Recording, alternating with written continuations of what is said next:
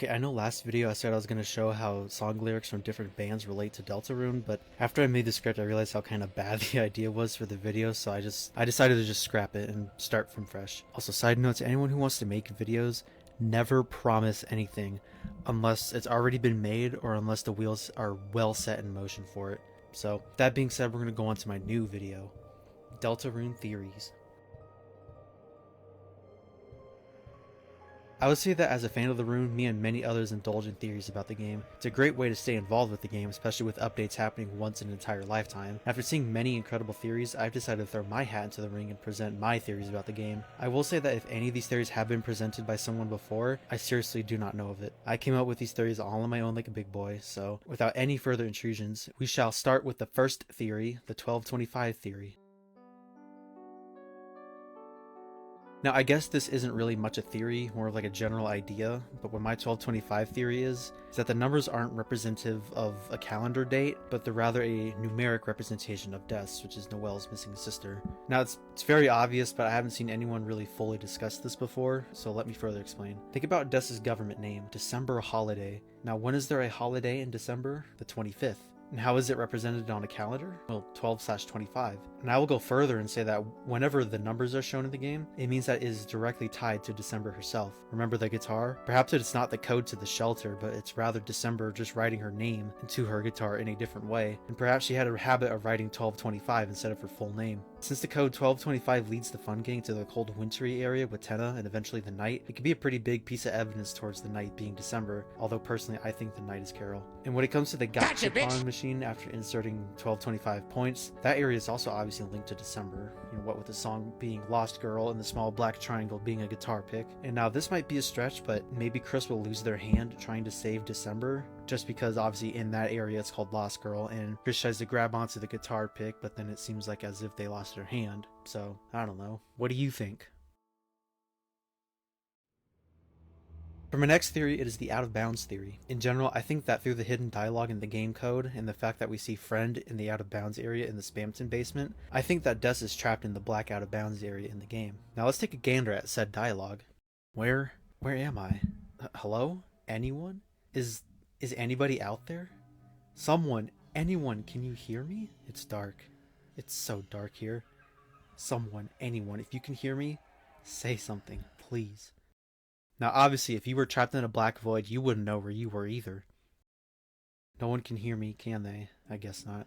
To be honest, I'm not even sure if I can hear myself. It's so quiet here. And yet, sometimes, I swear I hear something. Something like scratching? You know what else scratches? Mom! Mom! Cats. And how's Friend represented as? As a goddamn cat. What is this place anyway?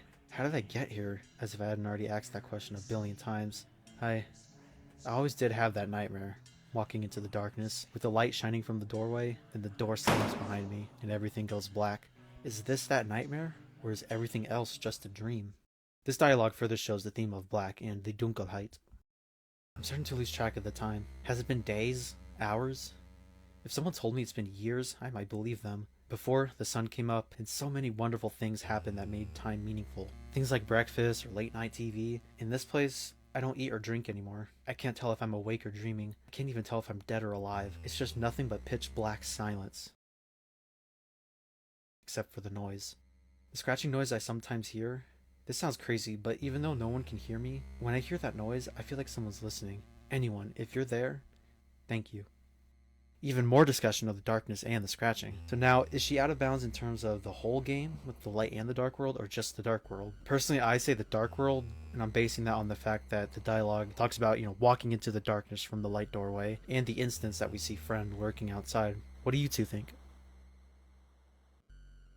Now to change things up a bit. I know prophecy theory is vague, especially with how convoluted the prophecy of Delta Space Rune is, but hear me out. Now, I've heard people say that the weird route will be the prophecy being fulfilled, or played out exactly. The prophecy is still pretty much followed in a normal route, so this is what leads me to my prophecy theory. The prophecy will be followed in both routes. However, the context will be different for each route. The weird route will see the prophecy followed literally, while the normal route will be followed in a metaphorical way. Now let's ponder it. Look at the tile that discusses Tenna. The Lord of Screens, cleaved red by blade. In both routes he definitely gets cleaved, but in the normal route he survives, and in the weird route he dies. I feel that the prophecy here is implying that he is supposed to die. For another stretch with the chapter 5 prophecy tile, the Flower Man trapped in Asylum. I feel like it can go one of these ways. Now, for both routes, Asgore can be trapped in a way of being like trapped in the past and wanting things to be the way that they once were, just basing that on, the way he behaves and the dialogue that we see. For the normal route, perhaps the fun game can help Asgore realize his situation more. The situation of trying to move on from everything and just realizing, how life is now. And they could potentially help him escape from this supposed asylum. The weird route, however, could see him literally and physically trapped somewhere in the Dark World, potentially forever. Perhaps he could be sealed up along with the Fountain of the Dark World. Or it could even be set up to where he'll return in a future part of the weird route if that does happen. Now, in terms of the final prophecy, I won't even pretend to know what it says. All I can say is that if it's something drastic, then it will be followed literally in the weird route. So if someone needs to be sacrificed, it could potentially lead to sacrifice by death, while the normal route could be a sacrifice of power, ability, or maybe even the soul itself. But what do I know? I'm just some bitch. What do you three think?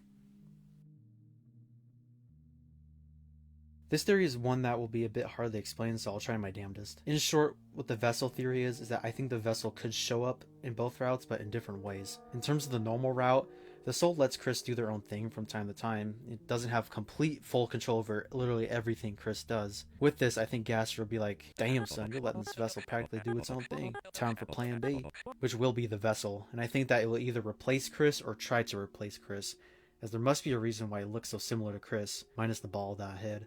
And perhaps this could lead to the soul having to decide whether or not it wants to go to the vessel or stay with Chris. In terms of the weird route, I actually think it could go one of two ways. The first being Gaster sees just how crazy the soul is being and decides that enough is enough and forces you into the vessel. Or since the weird route pretty much sees Chris giving up all control to the soul, the vessel won't actually be needed and Chris can become our unwilling vessel. What do you four think? Now this is more of a joke theory, but I'll provide some lore for this one. So this theory is based on the 1995 song Where Dead Angels Lie by the band Dissection. Now I've been jamming this song since before some of your parents were even fucking, but in recent times I've reread the lyrics and I feel like they are very, very similar to the Snowgrave route. Pretty much what I'm getting at is that the song can actually teach us about the Snowgrave route. Not really, but you take a look at these lyrics and tell them they don't remind you of the Snowgrave route.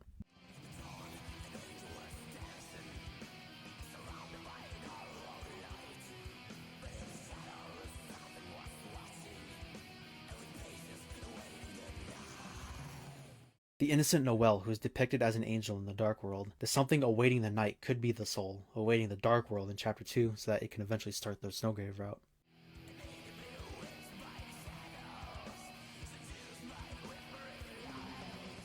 Noelle is obviously fascinated with the Dark World, but she sees it more as a dream than anything. Perhaps the whispering lies could be her trusting Chris's word on things, despite them being controlled by the soul.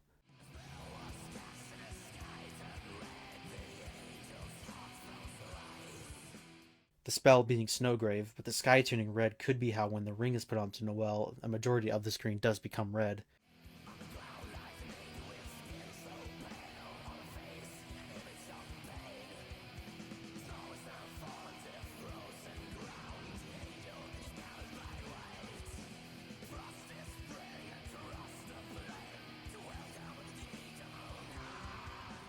Obviously, Noelle ain't lying on the ground, but her Dark World appearance does make her look a little more pale, and she is covered by the white of her angelic gown. And as you freeze enemies to death, that can also be seen as a way of spreading frost across Cyber City in some way.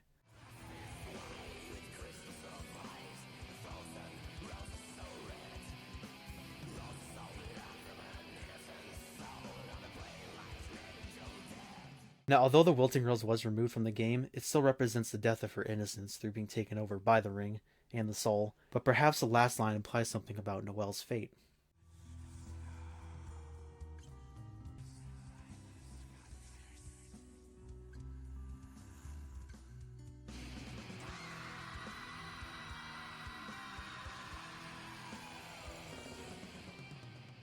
Obviously, as you freeze the various Darkeners, they turn into icy sculptures, save for Burgley, as he has put through complete Imperial Crystalline Entombment. In the last line, when you compare it to the scene in the Sword Route where it says, she was used up, perhaps Noelle will die or enter a state similar to Burgley, as he is not dead. Yet. What do you five think? Alright, now I'm going off script, so that's pretty much it for my theories. So like I said in the beginning, I originally wrote the script, it took me like 30 minutes, but then I was rereading it and I was like, man, this is kind of a shit, this would be a shit video. So then I decided to scrap it, but I decided to keep the part with the where dead angels lie theory. Just because out of all like the lyric things, I feel like that was the one where like it wasn't just a line or two, it was like the full song can kind of relate to the game, even though it doesn't, because the game and the song are completely different from each other. So yeah, that's pretty much it. I'm never gonna promise another type of video unless I already have it made or unless it's in the works. So I learned from my mistake from last time. So in terms of future videos, I don't know what to do. But what I do know, and I can say this because it's actually being planned in the works, is that for Level Up Expo 2026, I will go there and I will have this microphone that I'm holding and I will do interviews with people there. And maybe I'll cosplay, maybe I won't, but I will still go around there and I will interview cosplayers and vendors and stuff like that. But again, that won't be for quite some time from me uploading this video. And also before I go, I want to say I'm really fucking happy with my ARG video. I'm like, just the fact that it has that many views as of now, which is like just hit 1.6 thousand views. And I know it's like, in terms of YouTube, that's like nothing. People get that amount in like 10 seconds, but like, still, it means a lot to me. Like I'm hood rich. I made it.